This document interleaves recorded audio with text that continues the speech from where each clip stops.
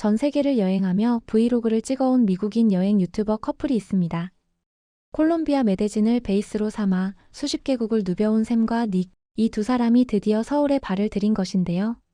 이들이 서울을 찾기 전에 마지막으로 머물렀던 도시는 바로 부산이었습니다. 부산에서 이미 한국의 강렬한 첫인상을 받은 상태였죠. 그런데 서울에 도착한 첫날, 이 커플은 영상 시작부터 심상치 않은 한마디를 꺼냅니다. 여러분이 전혀 예상하지 못할 서울 첫인상을 전해드릴 건데요. 저 자신도 이 말을 하게 될 줄은 몰랐습니다. 라며 말이죠. 도대체 서울에서 무슨 일이 있었던 걸까요? 서울 여행 첫날, 빗속의 명동. 두 사람은 우산을 들고 명동 거리를 걸으며 탐험을 시작합니다. 그런데 걷기 시작한 지 얼마 되지 않아 샘의 눈이 갑자기 커지고 맙니다. 목을 꺾어 들자 눈앞에 거대한 고딕 성당이 나타났기 때문인데요. 바로 명동성당입니다. 1898년에 착공해 서울 도심 한복판에 우뚝 서 있는 이 성당은 붉은 벽돌과 첨탑이 어우러진 모습이 영락없는 유럽의 그것과 닮아 있습니다. 서울에 이런 성당이 있다는 걸 전혀 몰랐어요. 완전히 유럽 같아요 라며 입을 다물지 못하는 셈.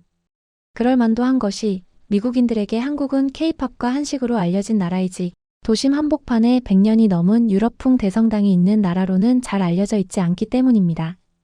명동성당은 사실 한국 근현대사에 굵직한 장면마다 민주화 운동의 피신처이자 정신적 거점으로 기능했던 장소입니다. 외국인의 눈에는 뜻밖의 발견이지만 우리에게는 서울이라는 도시가 얼마나 깊은 역사의 켜를 품고 있는지를 새삼 일깨워주는 장면이기도 하죠. 빗줄기가 굵어지는 가운데서도 두 사람의 발걸음은 멈추지 않습니다. 명동 메인 거리로 들어서자 이번에는 전혀 다른 광경이 펼쳐집니다. 음악 소리, 조명, 오가는 인파, 그리고 사방에서 밀려오는 먹음직스러운 냄새.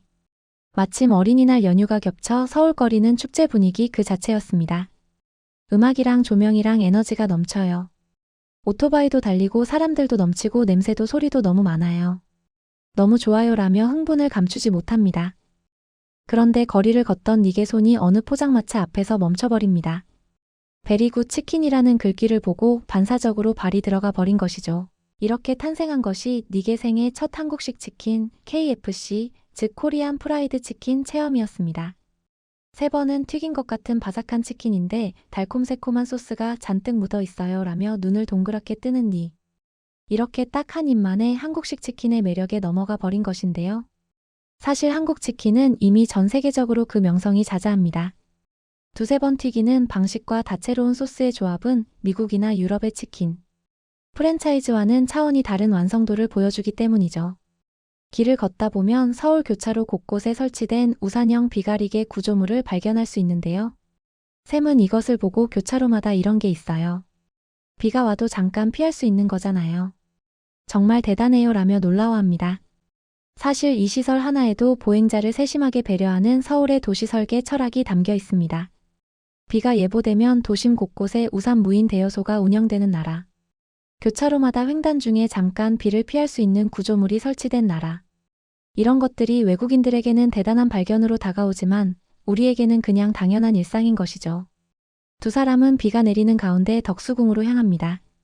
월요일인데다 비까지 오는 날이었지만 입장권을 끊고 안으로 들어선 순간 이들은 예상치 못한 광경을 마주합니다. 드넓은 궁궐 안에 사람이 거의 없었던 것이죠. 텅 빈 마당을 두 사람이 오롯이 독차지한 셈이었습니다.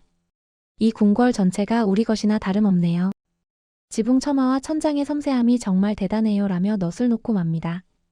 1달러도 채 안 되는 입장료, 정확히는 1인당 200원에 들어온 이 궁궐에서 닉은 400년이 넘는 역사의 무게를 실감합니다. 지금 내가 딛고 있는 이 자리에 얼마나 많은 사람들이 섰을까? 이곳에서 얼마나 중요한 결정들이 내려졌을까라며 잠시 말을 잃는 닉. 이 장면은 역사가 짧은 나라에서 자란 외국인이 수백 년의 시간을 온몸으로 받아들이는 순간처럼 느껴지기도 합니다. 실제로 미국의 경우 200년이 넘은 역사적 건축물 자체가 드문 나라이기 때문에 조선시대 왕궁 앞에 선 외국인이 이런 감정을 느끼는 건 전혀 이상한 일이 아닌 것이죠. 궁궐을 나온 뒤 두 사람이 찾아간 곳은 남대문 시장입니다. 명동보다 훨씬 덜 관광지스러운 이 시장에서 샘은 주변을 둘러보며 이렇게 말합니다. 눈을 어디로 돌려도 가게가 있어요. 외국인도 별로 안 보이고요. 이게 진짜 서울이죠. 그리고 지하 상가로 이어지는 횡단보도를 발견하고는 한 번 더 놀랍니다. 횡단보도에 대부분 지하가 있고 그 지하가 다 쇼핑몰로 연결돼 있어요. 안 보이는 곳에서도 이런 게 가능하다니라며 혀를 내두릅니다. 서울의 지하 공간 활용 방식은 사실 전 세계적으로도 손꼽히는 수준입니다.